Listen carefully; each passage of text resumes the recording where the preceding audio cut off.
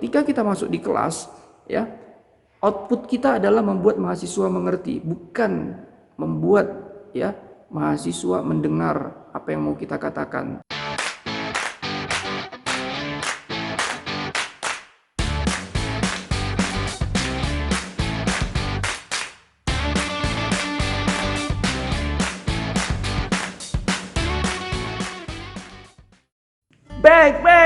Back again. Hola teman-teman Slim semuanya, kembali lagi di Seven Production. Baik teman-teman, kali ini gue mencoba untuk berbagi terlebih buat teman-teman dosen.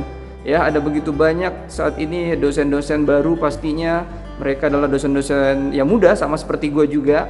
Yang artinya kita butuh pengalaman, kita butuh sharing dari senior-senior kita. Bagaimana sih pengalaman mereka pada saat merasakan mengajar pertama kali di kelas. Jadi ini kan merupakan sebuah pengalaman baru buat kita dan kita butuh masukan-masukan dari teman-teman senior yang kiranya itu bisa mempermudah kita nantinya dalam proses belajar mengajar.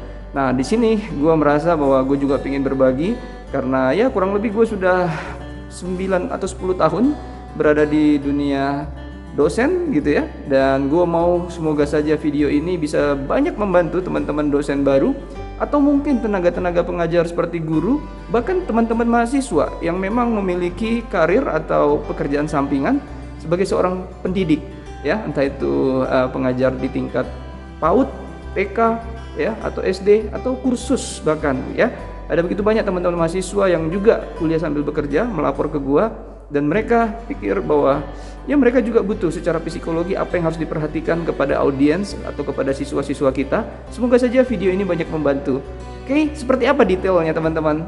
Namun sebelumnya berinvestasilah terlebih dahulu dengan menekan tombol subscribe, share, like, dan komennya. Jangan lupa juga untuk membunyikan loncengnya supaya teman-teman mendapatkan notifikasi terupdate dari video-video kita.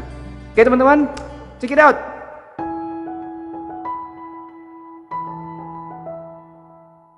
Nah baik teman-teman, ada pun tips yang pertama buat kita yang mau mengajar di kelas ya, teman-teman harus punya yang namanya sense of humor gitu ya. Jadi memang harus selera humor itu harus ada buat kita tenaga pendidik. Bagaimanapun juga yang kita hadapi ini adalah ya manusia, yang artinya mereka butuh sesuatu yang sifatnya fleksibel. Jangan terlalu monoton pada saat kita menyampaikan, karena ya manusiawi buat mereka untuk bosan dengan kita, terlebih lagi apabila dari segi intonasi penyampaian kita sangat datar saja ya. Terlebih lagi di dunia perkuliahan ada begitu banyak mahasiswa yang sebenarnya dia tidak butuh mata kuliah tersebut ya. Tambah pula dapat dosen yang memang penyampaiannya datar sekali. Itu sudah benar-benar double sengsara buat si mahasiswa, karena dapat satu dosen yang datar, yang kedua materinya juga yang memang tidak menyenangkan karena tidak sifatnya dia butuhkan dan memang bukan yang dia inginkan pada saat masuk kuliah. Ini menjadi PR buat kita tenaga pengajar.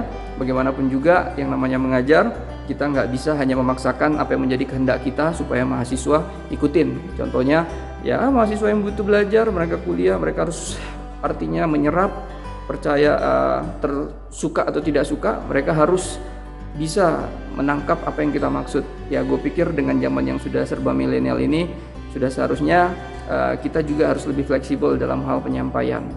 Nah berbicara masalah joke juga ada berbagai macam nih jenis humor yang mungkin mahasiswa senang gitu ya.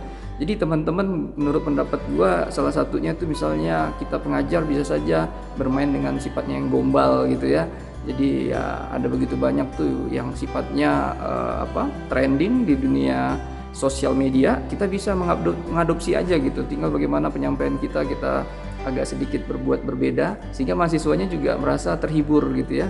Ya contohnya misalnya kamu tahu nggak bedanya sinyal Telkomsel dengan diri kamu gitu ya.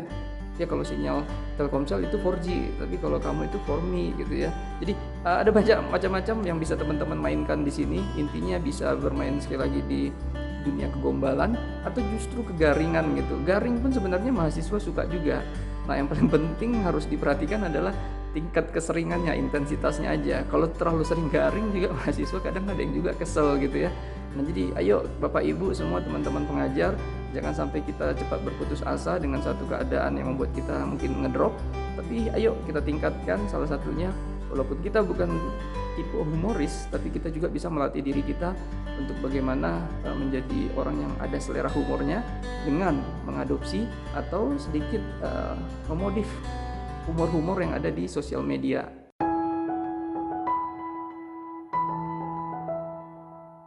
Baik, yang kedua teman-teman, ini yang nggak yang jarang lepas dari gua, karena memang gua orang yang suka dengan dunia motivasi. Jadi harus ada sisi motivasi. Seandainya kita melakukan yang namanya proses belajar mengajar selama 1,5 jam, ya artinya 2 SKS, teman-teman jangan sampai tidak ada unsur di mana kita memotivasi. Ya, kita harus mengerti bahwa mahasiswa kita ini adalah orang-orang yang sedang berada di dalam proses perjalanan karirnya, sehingga mereka butuh motivasi, mereka butuh yang namanya semacam dorongan, ya. Pengalaman kita akan menjadi lebih baik untuk bisa kita jadikan contoh, ya. Jadi makanya dosen akan sangat baik kalau misalnya dia kaya akan pengalaman juga, supaya bisa dibagikan, ya. Kalaupun tidak pengalaman pribadi, dia bisa juga rajin membaca, ya, rajin menonton dan membagikannya kepada mahasiswa tentang pengalaman atau sukses karir proses seorang yang sudah sukses gitu, ya. Misalnya Jack Ma lah, bagaimana dia menjadi tenaga pengajar guru bahasa Inggris sebelum dia menjadi seorang yang terkaya di Cina gitu, ya.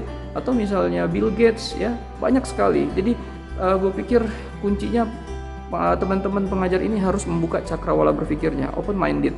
Jangan terlalu fokus kepada apa yang menjadi kejuruannya. Jadi kalau misalnya jurusannya memang, ya gue memang pariwisata, gue hanya mau mendalami dunia pariwisata. Menurut pendapat gue enggak, kita harus terbuka, kita harus seperti parasut, dimana di saat kita terjun ke dunia karir kita sebagai pengajar, kita harus membuka parasut itu supaya dia berfungsi. Jadi harus kita belajar, menonton, bergaul sama dunia yang memang bukan jadi dunia kita. Dengan cara seperti itu, mahasiswa kita akan lebih mudah untuk menyerap pesan yang ingin kita sampaikan, karena ada unsur selain keilmuan yang kita bagikan, yaitu adalah ilmu motivasi sendiri. Nah, jadi teman-teman, kalau kita berbicara dunia motivasi itu ada begitu luas dan lebar sebenarnya pembahasannya. Jadi kita tidak hanya berbicara itu tentang bagaimana dunia pendidikan saja, tetapi kita bisa mengambil contoh-contoh dari motivasi seorang atlet gitu, ya. Bahkan seorang misalnya peserta Indonesian Idol, ya. Jadi kuncinya adalah bagaimana kita mau membuka wawasan kita, mau mencari gitu, ya, semua pengalaman-pengalaman orang itu dengan membaca buku, dengan ya menonton di YouTube atau apapun itu, sehingga itu membekali mahasiswa kita, ya. Alangkah lebih baiknya memang kalau seandainya kita mendapatkan sumber pengalaman yang agak langka, unik, tapi dia menjadi sebuah public figure, sehingga mahasiswa kita menjadi seolah-olah bertambah pengalaman, bertambah pengetahuannya terhadap satu hal, ya. Ini yang membuat kita akan semakin dirindukan, akan semakin diminta untuk teman-teman tersebut berbagi dan berbagi lagi. Jadi gue pikir kita harus pay attention kepada hal-hal yang sifatnya motivasi, supaya bisa membuat mahasiswa itu kembali lagi antusias untuk mengejar mimpi-mimpi mereka. Karena mereka datang ke kampus, datang ke kelas itu dengan semua masalah yang ada di belakang mereka, yang kita pikir berbeda satu sama mahasiswa yang lainnya. Jadi berbeda antara tiap mahasiswanya.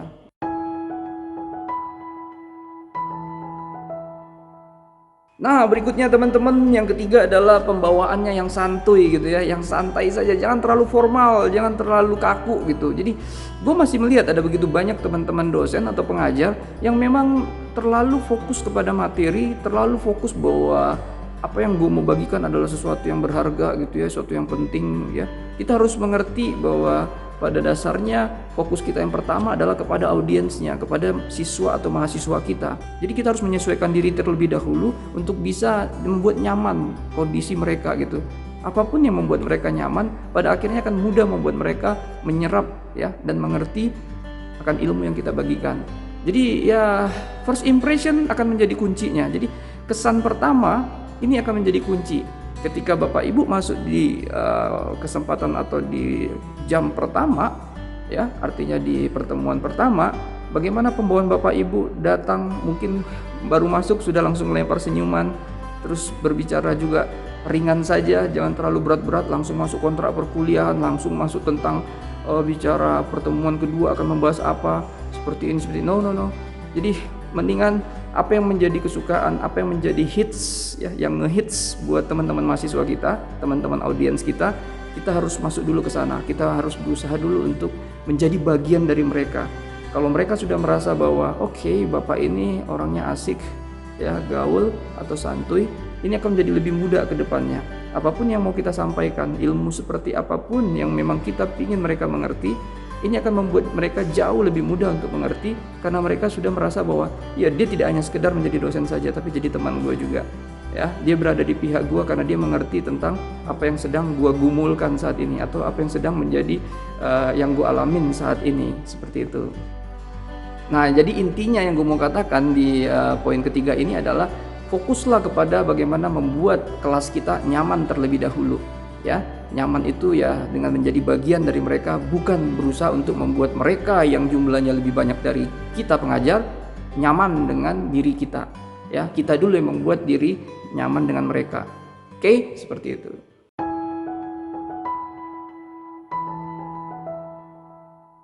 Nah, berikutnya ini penting juga pastinya, yaitu adalah berusaha membuat kelas menjadi kelas yang interaktif. Bagaimanapun juga minimal seorang pengajar dia harus hadir untuk sebuah SKS, dan rata-rata yang gue tahu ya di 1,5 jam. Jadi kalau 1,5 jam kita berusaha hanya untuk kita doang yang ngomong, ya, walaupun kita memang pintar berbicara, materi kita banyak, ya, kita punya perbendaharaan kata yang banyak, ya, terus kita bisa berbicara tanpa berhenti gitu ya. Itu bukanlah sebuah kunci yang tepat untuk bisa membuat mahasiswa kita mengerti. Ya, jadi harus teman-teman pengajar ingat bahwa ketika kita masuk di kelas, ya, output kita adalah membuat mahasiswa mengerti, bukan membuat ya mahasiswa mendengar apa yang mau kita katakan. Jadi dengan cara seperti itu kita harus dulu membuat kelas bagaimana mereka hidup, ya, dalam arti jangan sampai membuat mereka terlalu cepat bosan, ya. Dan langkah yang harus kita jalankan adalah hidupkan kelas dengan interaksi, ya, tanya jawab. Kalau gue memang lebih senang bagaimana kalau pertemuan pertama atau pertemuan selanjutnya gitu ya. Terutama pertemuan pertama pastinya karena ini adalah kesan pertama, gue akan berusaha untuk haus untuk apa yang gue nggak tahu dari mahasiswa gue, ya. Jadi gue akan mencoba mencari tahu apa yang memang seperti apa karakter mereka, seperti apa yang misalnya menjadi beban mereka, apa yang mereka senangin. Ini akan gue gali terus. Jadi gue nggak akan menghabiskan satu semester yang biasanya pertemuannya 14 pertemuan itu dengan sekedar hanya mencekokin atau ya terus berceramah, terus mempresentasikan materinya. No, buat pendapat gue itu semua bisa dipres kalau kita punya strategi gitu ya, bisa dipres. Namun sisa-sisa pertemuan atau sisa-sisa waktu di sekali pertemuan itu bisa kita isi dengan cara interaktif kepada mahasiswa untuk lebih mengetahui apakah materi kita masuk atau enggak, atau bagaimana caranya supaya materi itu bisa lebih masuk lagi. Sekali lagi kita harus berpikir bagaimana menjadi tertarik dengan apa yang mahasiswa kita inginkan tanpa harus berusaha membuat mereka tertarik dengan apa yang kita inginkan. Ini menjadi kunci kalau misalnya memang gue harus berbagi, karena ini penting dan gue ngerasa gue sudah melakukannya. Dan puji Tuhan, alhamdulillah, thank you kepada Tuhan, karena memang pada akhirnya gue puas dan mahasiswa gue juga bisa kita ukur, ya, bagaimana mereka juga selalu antusias ketika memang ketemu sama kita, bahkan ketika mereka sudah lulus, ya. Jadi gue pikir teman-teman dosen lainnya juga boleh mencobanya, karena menurut pendapat gue sudah membuktikannya ini berjalan dengan baik, yaitu menghidupkan suasana kelas dengan adanya tanya jawab, baik itu di pertengahan, di tengah, atau di akhir. Intinya adalah bagaimana kita membuat komposisi pertemuan yang tidak monoton.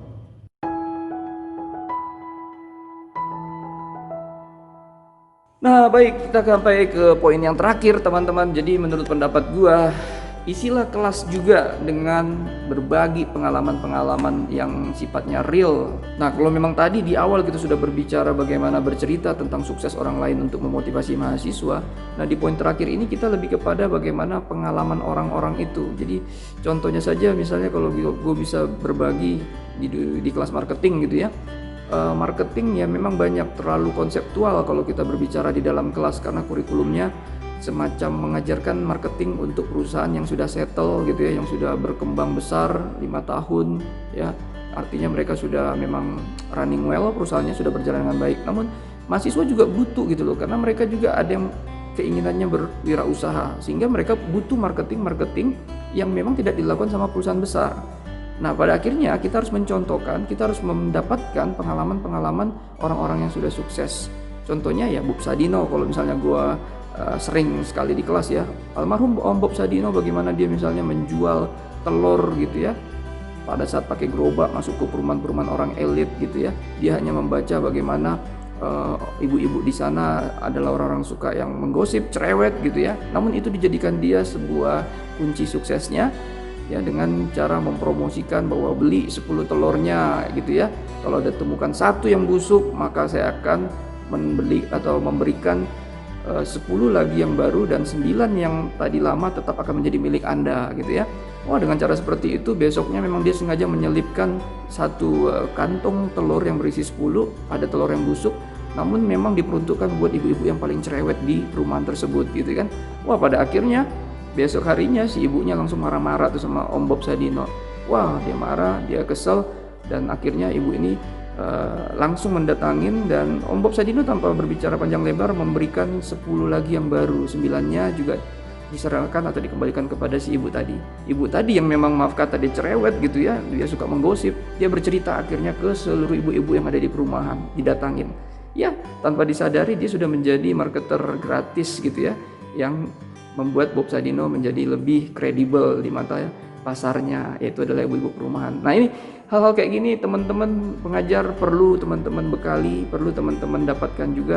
Nah, oleh karena itu makanya menurut pendapat gua, seorang dosen harus benar-benar haus akan belajar gitu ya, haus membaca, sehingga dia akan membekali lebih banyak lagi ilmu-ilmu kepada teman-teman mahasiswa, dan mahasiswa pun merasa worth it gitu ya, berharga, bermanfaat banget adanya dosen ini di kelasnya, seperti itu ya. Sekali lagi, semakin banyak dosennya memberi, semakin banyak dosennya mendapatkan. When you give, you become richer gitu ya. Jadi itu saja mungkin pembahasannya teman-teman, 5 poin yang bisa membekali dosen-dosen baru, pengajar-pengajar ya, yang memang butuh tips bagaimana untuk mengajar dan menghidupkan suasana kelas. Semoga ini banyak bermanfaat teman-teman ya. Semoga teman-teman juga menjadi tenaga pengajar yang banyak menginspirasi siswa-siswa mahasiswanya, sehingga Indonesia kita pasti akan jadi lebih maju karena kita saling berlomba untuk menginspirasi satu sama lainnya. Oke teman-teman, dan jangan lupa juga untuk memberi atau berinvestasi ya di channel ini dengan menekan tombol subscribe, share, like, dan komennya. Oke, subrek. Thank you very much and God bless you all. Ow.